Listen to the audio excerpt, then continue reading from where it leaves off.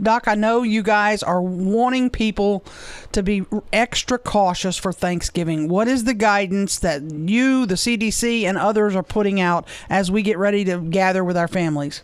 Guidance is very clear. We want to be limit your congregations, your activities, your dinners, and things to just your immediate family members. This is critically important to try to flatten the curve with the pandemic. Okay, let's just clarify, Dr. John. Let's clarify for everybody what you mean by direct family members. Erin has 2 people in her house, her son. Is that the direct family member, or are you talking about my son's coming in from out of town? What do you mean by direct? That means the people who live in your house and interact with every day. Your phone's breaking up. I don't know if you can get on. Can we take off 2 speaker seconds and call you? Do you have the number?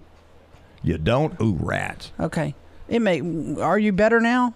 I'm better. Okay, there we go. Okay, that's good. Yeah. Let me ask you this. What about somebody like? Pardon me. We didn't hear direct. It was cutting out. Okay, my son who may come to town and visit from another state. Is that a no-no? That's a no-no. Okay. Yep. What about somebody like Robert who lives alone, but he has family here? Can he go over to his brother's for Thanksgiving? We think about it as sort of friend groups. If he's been going over to his brothers and interacting with his brother, for the past weeks, months, then the answer is that's fine. But if they haven't seen each other for a month or a month and a half or whatever, then I would say not the best idea. There's never going to be zero risk. So more exposure is more risk.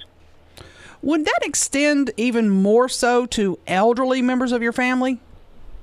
Absolutely. The most vulnerable people in this pandemic are our older family members, and so that's a real critical balance. We want to protect grandmas and grandpas, and that means, unfortunately, they may be by themselves for Thanksgiving. You're going to have to use Zoom and use other communication methods and send dinner to them and all those things to help them get through this. So the good news is there's a couple, 3 actually, I guess, vaccines on the horizon. But in lieu of a vaccine, we never return to normal, do we? That's true. There's a new normal. And masks are very, very effective at reducing risk. If you're going to see grandma, the recommendations are outside, wear masks if you're not eating, and use those mitigation strategies. Now, a lot of people are going to get together regardless of the recommendation, but use the mitigation strategies that we know work. Okay, let me ask you about this. A lot of people go out for Black Friday shopping. Are you completely discouraging that this year? I am completely discouraging that, yes. There are plenty of other ways to shop. There are plenty of deals that you can get all the same deals online, and reducing risk is what it's about. More exposure is more risk. So if you're going to go out on Black Friday, and I know a lot of people will, then be sure you're wearing your mask, washing your hands frequently.